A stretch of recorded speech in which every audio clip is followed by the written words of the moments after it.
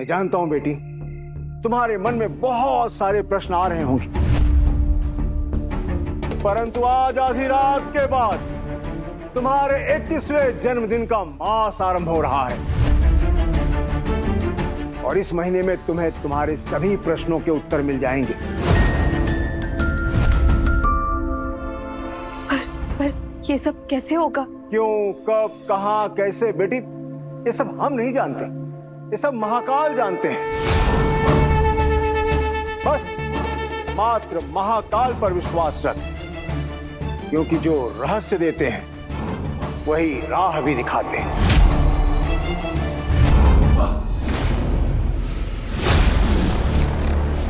जा बेटी जा, इससे पहले कि विलंब हो जाए तो अपने पति के पास जा।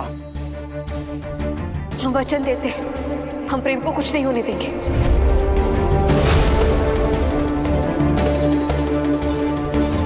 जय श्री महाकाल।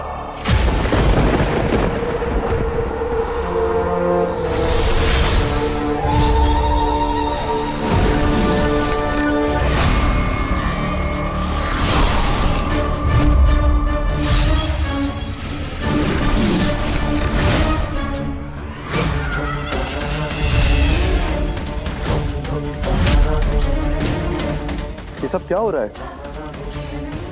क्या करने का प्रयास कर रही है रानी कर्णमोहिनी?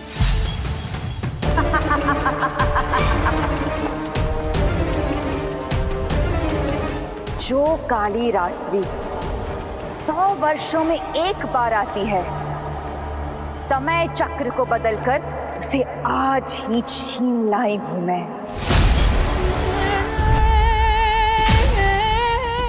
मनुष्यों का जो संसार अब तक शांति से चल रहा था, उस पे अब लगेगा ग्रहण रानी कर्णमोहिनी का।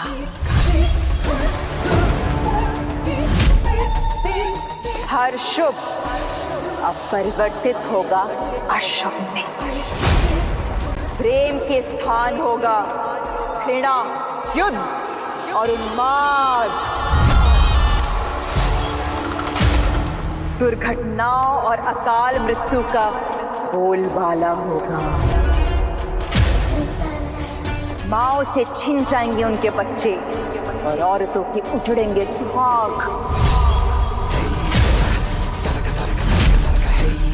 भलाई का होगा अंत और बुराई पहुंचेगी अपने शिखर तक।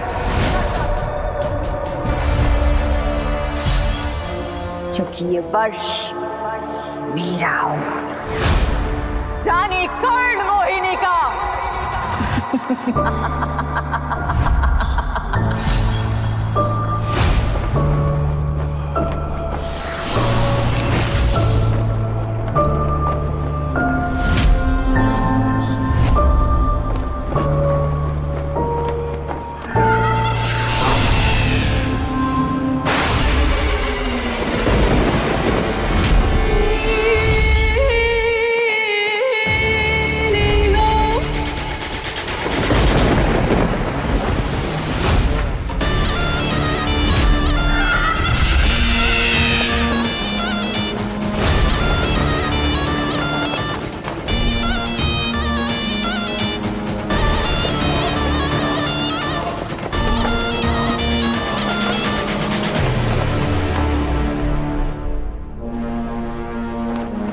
अब इस पूरे संसार को बनाऊंगी मैं अपना मायावन,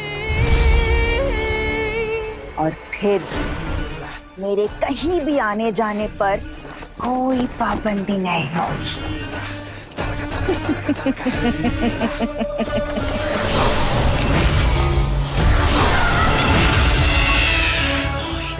ये कैसे संभव है? रानी कर्णमोहिनी मायावन से बाहर कैसे जा सकती है? ये तो केवल रानी कर्णमोहिनी ही बता सकती हैं कि उन्होंने इतनी शक्ति कैसे प्राप्त की। पर यह तो निश्चित है कि अब इस पूरे संसार में विनाश आने वाला है, महाविनाश।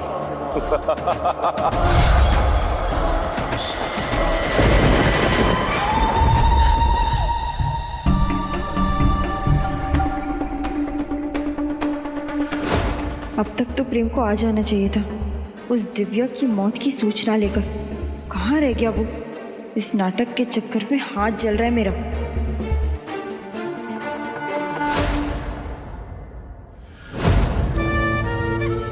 ये दोनों मेरे सर पे ऐसे नाच रही है कि एक क्षण के लिए दिया नीचे भी नहीं कर सकती मैं। दिव्या पता नहीं मेरे प्रेम को लेके कहाँ चली गई है। उसका फोन भी नहीं लग रहा है, मेरा दिल बैठा जा रहा है। मालिनी, ये लड़की ना जब से इस घर में आई है अपशकुन पे अपशकुन होते जा रहे हैं।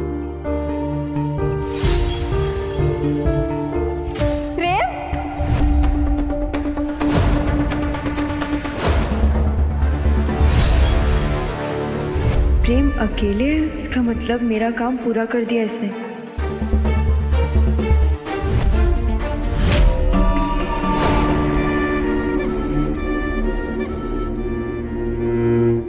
प्रेम, मैं बता नहीं सकती कि मुझे कितनी खुशी हो रही है तुम्हें देख के। प्रेम, तो कहाँ रह गया था तू बेटा? ठीक तो है ना? तुझे कितने फोन किए मैंने। तेरे कपड़े, तुझे चोट कैसे लगी? कुछ नहीं हुआ, मैं ठीक हूँ, बस थोड़ा सा थक गया। अरे बड़े बड़े कान करने वाली छोरी के साथ कोई कैसे ठीक रह सको है? वैसे कहाँ है वो दिव्या रानी?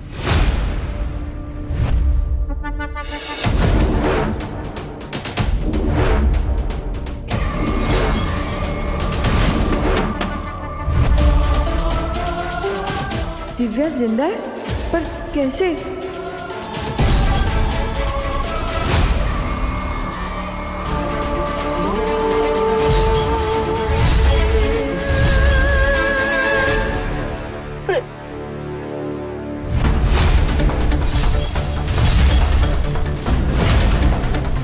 क्या हाल किया है तूने मेरे बेटे का? कहाँ लेके गई थी उसे? क्यों लेके गई थी? अगर हमने आंटी को कुछ भी बताया तो वो प्रेम को लेकर और परेशान हो जाएंगी, इसलिए सबसे पहले हमें अपने सवालों के जवाब खोजने होंगे, नहीं तो प्रेम की तरह कोई भी हम पर भरोसा नहीं करेगा। चुप क्यों खड़ी है? बोल ना, उसे इतनी चोट कैसे आई?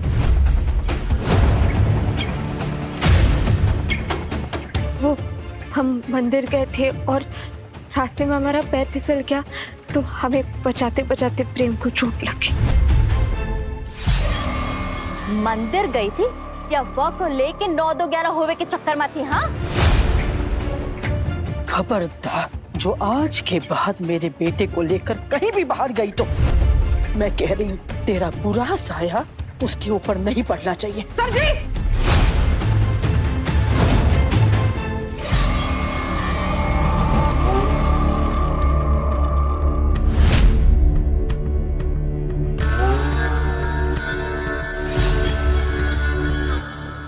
आखिर प्रेम मेरे सम्मोहन से निकला कैसे?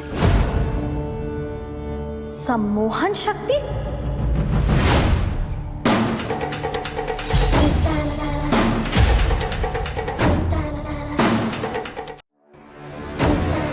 मोए तुझ पर शक उसी दिन था जिस दिन तू इस घर माँ अपना पाँव धरियो। आज तो भरोसा हो गयो कि तू कच्छू न कच्छू जादू तो न जानत है। अब है जाग कर पद्मा जीजी को तोर सच्चाई बतावत है। अरे चाची जी, आपके कान बज रहे क्या? मैं ये कह रही थी कि दिव्या ना कोई सम्मोहन विद्या जानती है। मेरा मतलब है कि आप खुद ही देखिए ना, इतना कुछ होने के बावजूद भी प्रेम कैसे उसके पल्लू से बंधा हुआ है। हाँ, ये बात तो सच है। ये दिव्या जरूर कच्छू न कच्छू जादू तो न जानत है। यही तो मैं कह रही थी। वैसे चाची जी, कल वट सावित्री है ना? हाँ, मैं सोच रही थी कि प्रेम की लंबी उम्र के लिए मैं भी उसके लिए वट सावित्री का व्रत रख देती हूँ। ये बात है।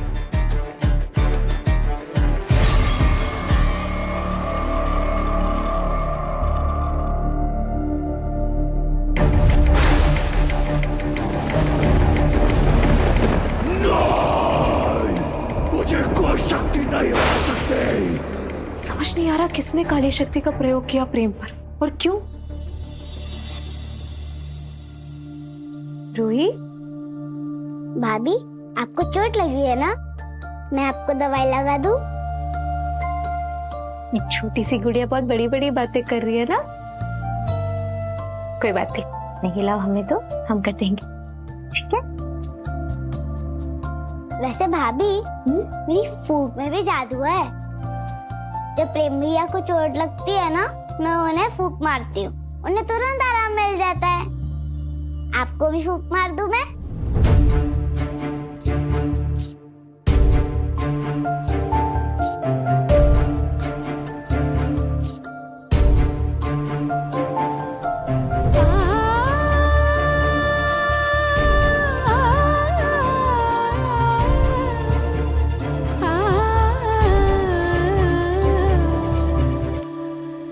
आराम मिला?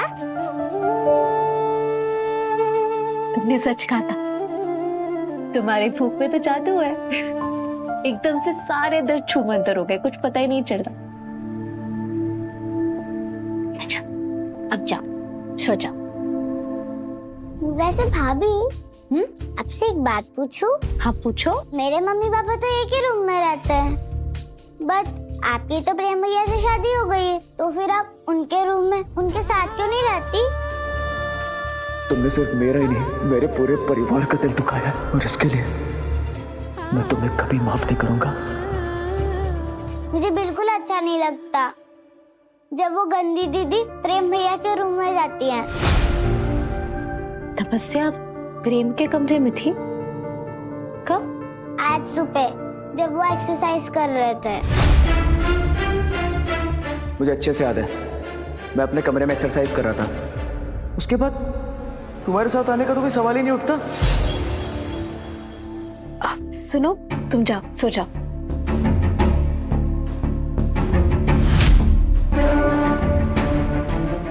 मतलब ये सब तपस्या का काम था? उसका कुछ तो संबंध है मायावन की काली शक्तियों से।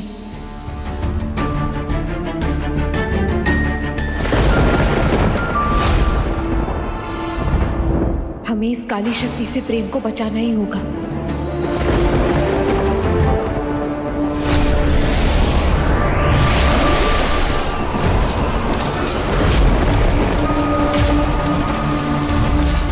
लगता है मूसलाधार बारिश आने वाली है, जल्द से जल्द घर पहुंचना होगा। मम्मी मेरी गेंद। एक चीज नहीं समझती तुझसे, तू यहाँ चुपचाप बैठ, मैं अभी तेरी गेंद लेकर आई। हाँ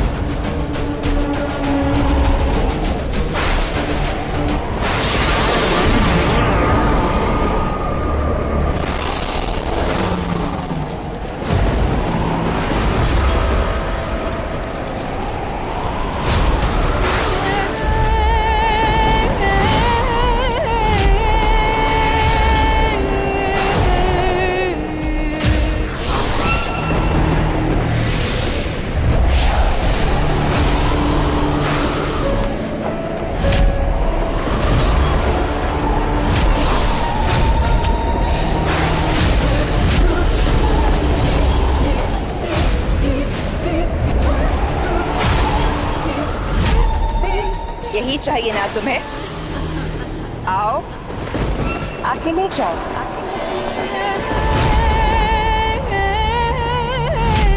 नहीं, मेरे बच्चे को कुछ मत करना। सब माया है, पर कोई बात नहीं, तुम आके ये गेंद ले लो, फिर मैं तुम्हारे नन्हे मुन्ने राज दुलारे को कुछ नहीं करूंगी।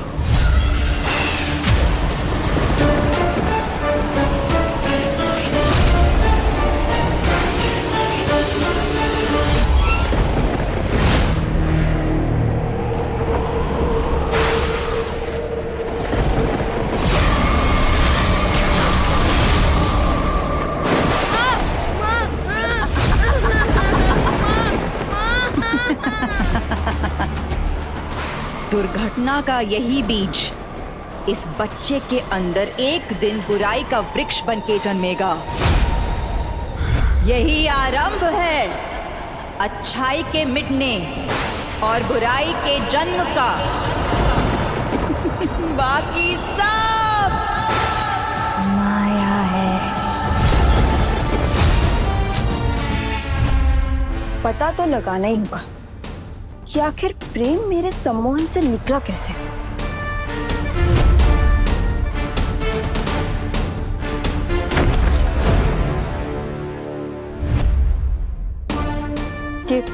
ये क्या कर रही हो तुम? हमारी छोड़ो, तुम बताओ तुम क्या कर रही हो? क्या जादू किया तुमने प्रेम पर? क्यों मारना चाहती हो उसे?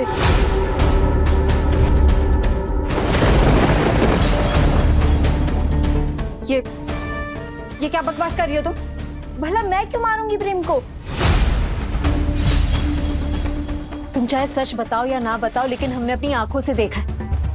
कौन थी वो स्त्री मायावन में? क्यों तुम दोनों मारना चाहते हो प्रेम को?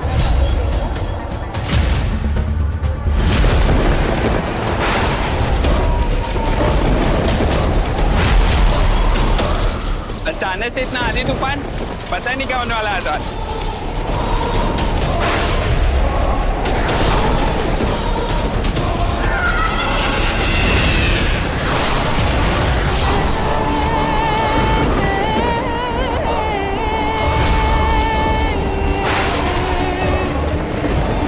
सब माया है।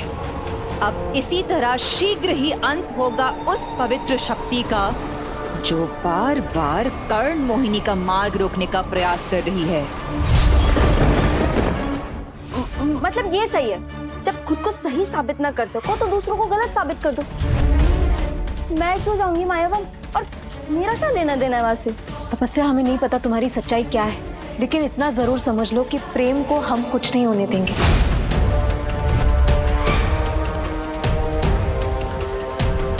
मतलब सिर्फ छोटी शादी नहीं की है तुमने, बल्कि सचमुच प्रेम को अपना पति मानने लगी हो। तो एक बात तुम भी कान खोलकर सुन लो, प्रेम सिर्फ मेरा है और उसे मैं तुम्हारे पल्लू से निकाल कर ही रहूंगी, चाहे कितना ही बड़ा सम्मोहन किया हो तुमने उस पर।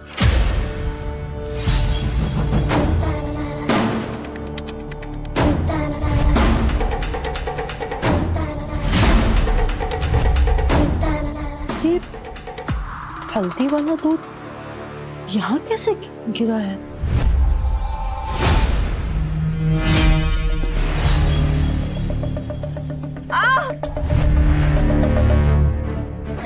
ये क्या कर रही हो तुम? मैंने क्या बिगाड़ा है तुम्हारा? तपस्या, क्या हुआ बेटा? देखिए ना, इसने क्या किया।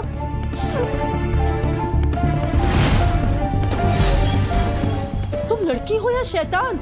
ये क्या किया तुमने मेरी बहू के साथ? नहीं, हमने कुछ नहीं किया। ये झूठ बोल रही है। ये झूठ बोल रही है? इस दुनिया में तुम अकेली एक सच्चाई की मूरत हो जो हर समय सच बोलती है, बाकी सब झूठ बोलते हैं। अगर तुम्हें तपस्या को कोई चोट नहीं पहुंचानी थी तो तुम वहाँ कोने में छुप के क्या कर रही थी? नहीं आंटी, हम बस उसे पूछ रहे थे कि उसने क्या पूछना चाह रही थी? तुम्हारी इतनी हिम्मत कैसे हुई कि तुम मेरी बहू से पूछताछ करोगी? समझती क्या हो अपने आप को? तुम पर दया करके हमने तुम्हें इस घर में रखा, तो अपने आप को तुम इस घर की मालकिन समझने लगी। मेरी एक बात ना कान खोल के सुन लेना, मेरे बेटे से और मेरी बहू से एकदम दूर रहना, समझी तुम? बेटा, माँ जी बहुत दर्द हो रहा है। रो मत बेटा, अब मैं तुम्हें दवाई देती हूँ।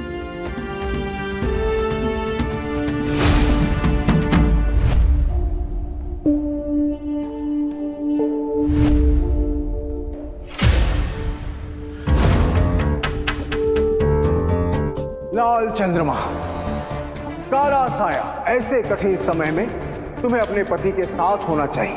अगले 42 घंटे पल उसे अपने आप से दूर मत जाने देना बेटी, अन्यथा अनर्थ हो जाएगा, महाअनर्थ हो जाएगा। योगी जी ने कहा था कि अगले 42 घंटे प्रेम के लिए चुनौतियों से भरे होंगे। हमें उसकी रक्षा करनी होगी, पर कैसे?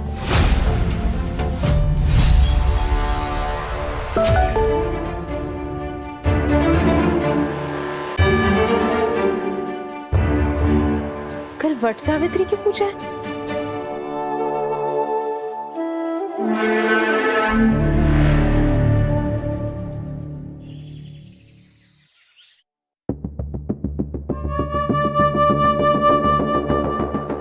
दिन भी नहीं शुरू हुआ और भूख लग गई। पता नहीं पूरा दिन कैसे निकलेगा। एक काम करती हूँ, कुछ खा ही लेती हूँ।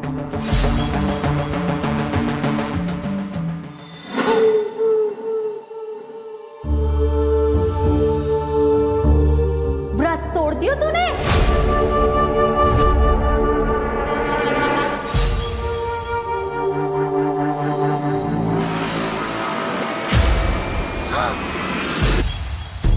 हम तो पहले से ही कह रहे थे कि आजकल की मोड़ियों की बस होनी है वत सावित्री, पर पद्मा जीजी बड़ा गुमान करत रही तो पर। ठहर, अब भाई जाके ऊपर सब बता कर आवत है।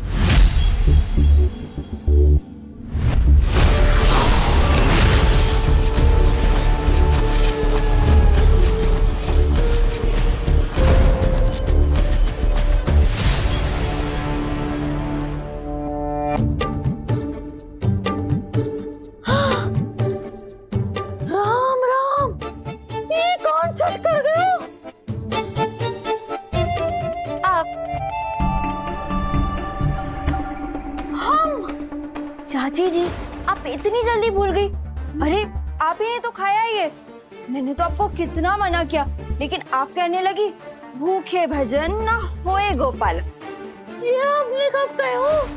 चाची जी, ये सब आपके हाथ में, आप ही ने खाया तो आप ही ये बात बोलेंगी ना। तू तो बड़ी गजब प्यारी मोर एक नंबर बहू। वो जो सेब वाली बात है ना, वो को बताना मत। चाची जी, आप तो हमेशा मेरे ही पीछे पड़ी रहती हैं, वो भी हाथ धो के। कल तक तो आप मुझे इस घर की बहू भी नहीं मानती थी। अरे नहीं नहीं, वो तो बस हम हिटोले करत रहे। अब देखो, कल रात जब तुम हमको प्रेम के लिए व्रत रखने के लिए कह रही थी तो हम मान गए थे ना, याद आया? वो वाली बात है ना, उन्हों को बताना मत। क्या बताने छुपाने की बात हो रही है?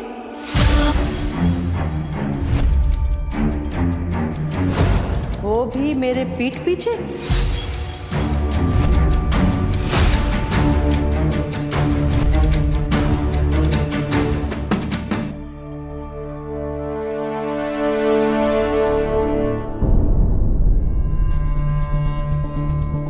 वट सावित्री के दिन हमेशा माँ पापा के हाथ से सिंदूर लगवाती थी। कहती थी कि इससे पति की उम्र लंबी होती है।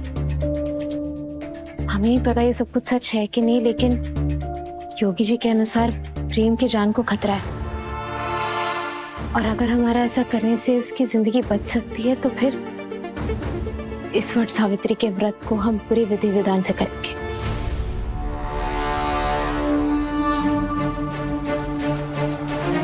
प्रेम,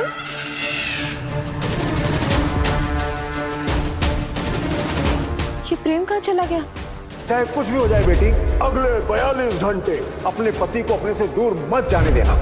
योगी जी ने कहा था कि अगले 42 घंटे तक हमें उसे अकेला नहीं छोड़ना है, खास करके घर के बाहर तो बिल्कुल भी नहीं। क्या बात कर रहे हो भैया? सच में काला साया?